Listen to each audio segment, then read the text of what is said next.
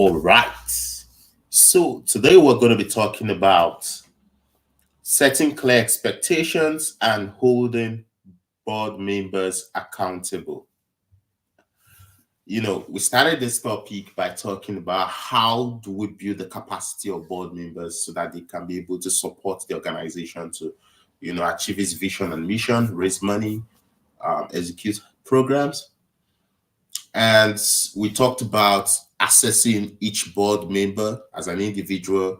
We started with assessing each board member and then assessing the board as a group to see the gaps. And then we went on to talk about how to remotivate, and re-engage current board members, those who are still valuable and still want to contribute. We went on to talk about how to bring in new board members if you're looking to, fill up some real gaps within the board.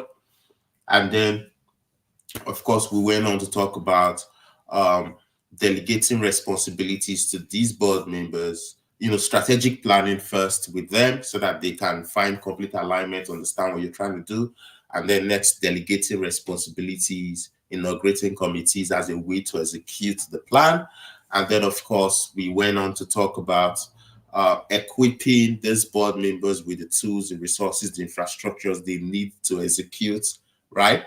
And then we still went on to talk about how to, onboarding these board members on these tools so that they know the tools are valuable to them to help them execute. We then still went on to talk about training board members on the process so that they can help you execute the process, right? I'm just trying to bring you your memory back from where we're coming from. And today we're going to be talking about setting clear expectations and holding board members accountable. Remember, all these have to be done to keep your board member engaged and committed to your organization. So the question today is, how do you set clear expectations? How do you get to hold board members accountable? What we've seen is, in reality, you can actually delegate responsibilities. You can provide tools and resources, but without setting clear expectations and holding these board members accountable, you're most likely going to lose them along the line. It's just normal human nature, right? Whatever we're not accountable, whatever we do that we're not accountable, or whatever we are involved in that we're not entirely accountable to, it's very easy to let go or let that slip off our hands. So if you check the areas of your life, the best places you've been, you've done the best work are really areas you've been held accountable. And there are areas, there are clear expectations, and those expectations you had to live up to them.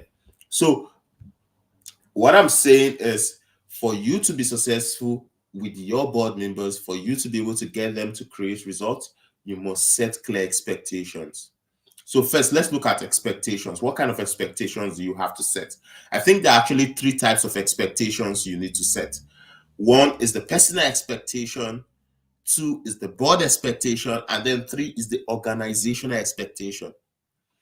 So personal expectation, it could be personal development, advocacy, board expectations could be showing up to board meetings, supporting the board in areas or whatever areas you intend to, list out, or, 100% board giving. These are board expectations, right?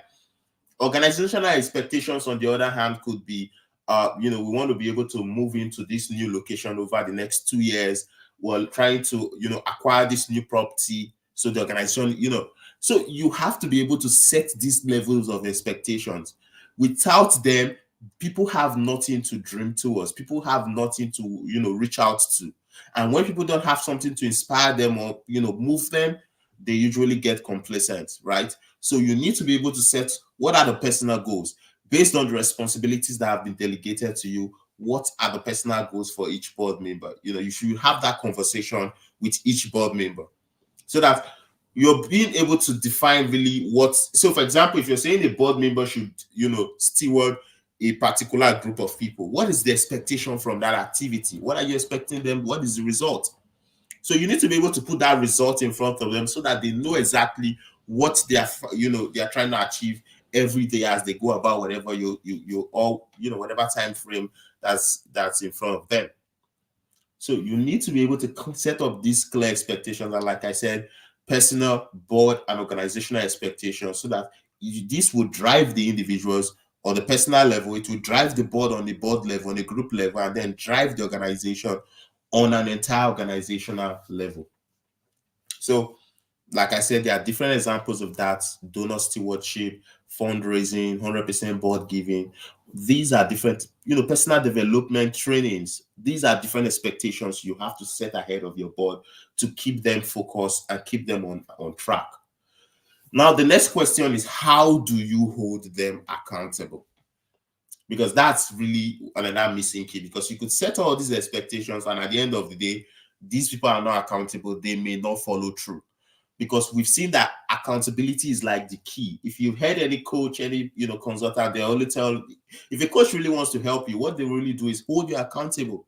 Because by not holding you accountable, they are most likely going to lose track of the process. So holding you accountable is key. But how do you do that? How do you do that with your board members?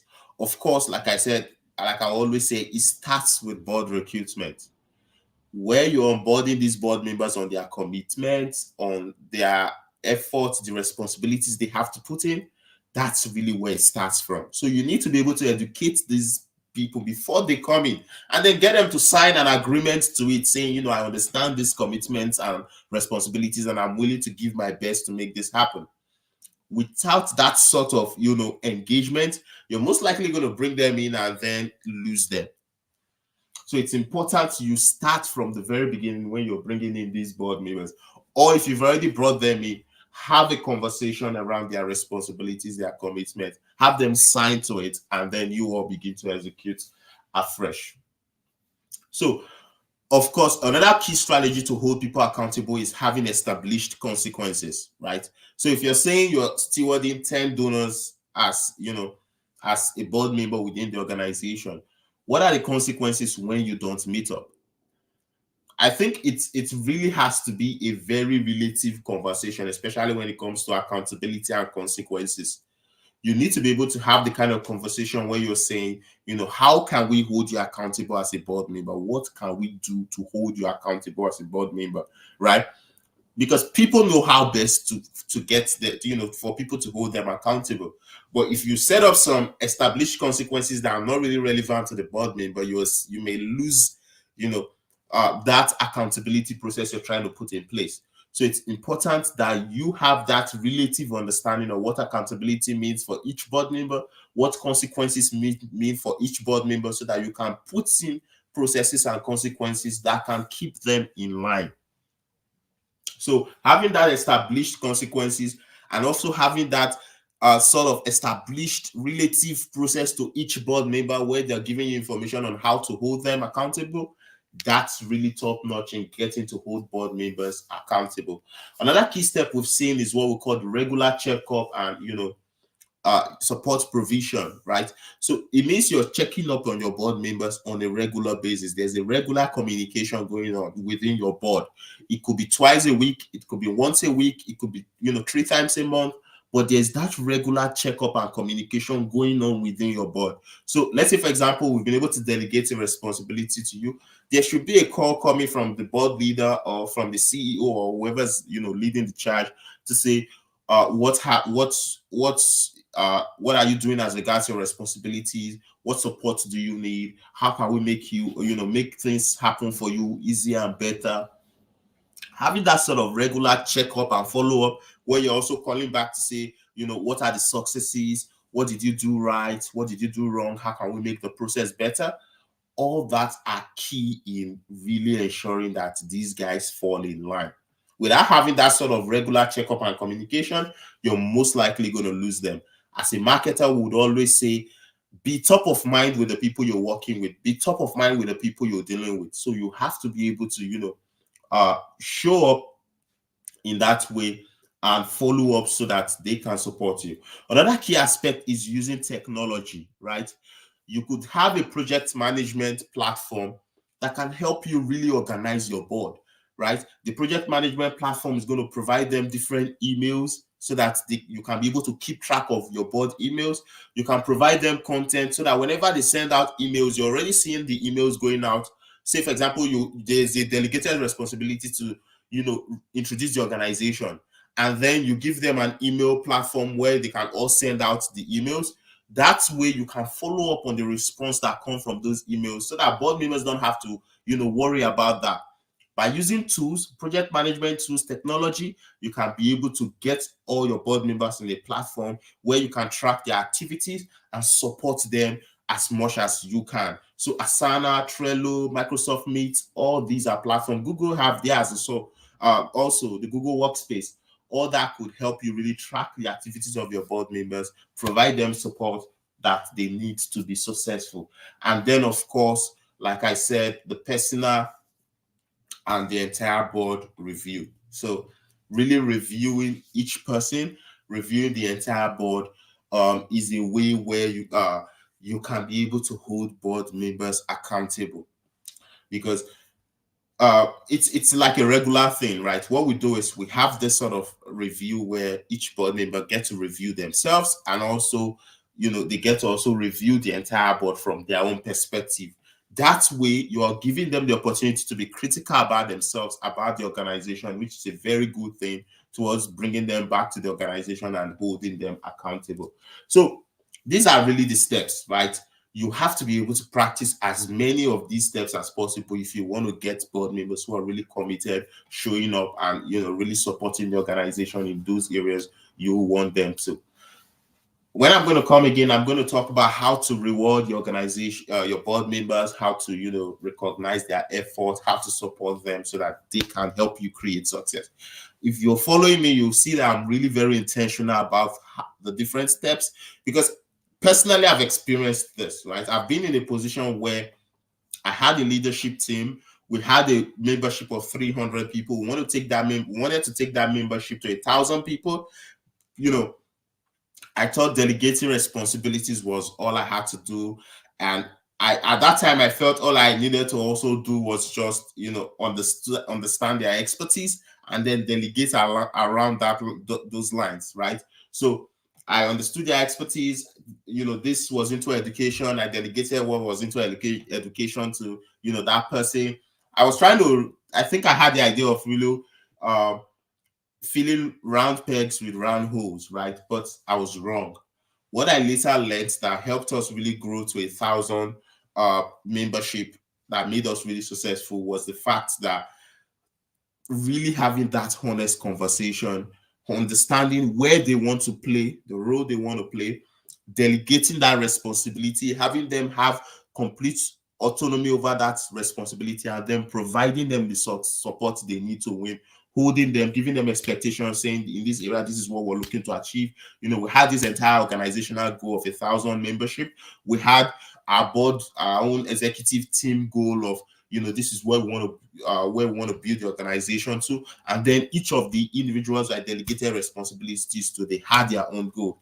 And with that was how we're able to, reach our goal of moving our membership from 1,000 or from 300 to 1,000 within a very short period of time. So I have seen this really work in person. I've learned the harsh lessons, because when I delegated wrongly, I lost a lot of my board members. I lost a lot of my executive team. That affected me for a long time, because some of these guys were really close friends who I really valued their relationship. But because I didn't know much about delegating, I felt it was just about putting it out there. It's really spoiled a lot for me. So if you could get it right, please do. Because by getting it right, your success of your organization depends on it. I really want to see you successful. That's why I'm taking time out here today to say it all out, spell it all out, so that you understand exactly what to do and how to do it, so you can achieve better results. I don't believe in you just go, waiting for a miracle, or just going out there to find, just thinking you'll find something that may just change everything for you. I believe that as you're learning every day and then you're taking action, you're getting better, and then, creating better results. So until I see you again next time, it's going to be bye-bye.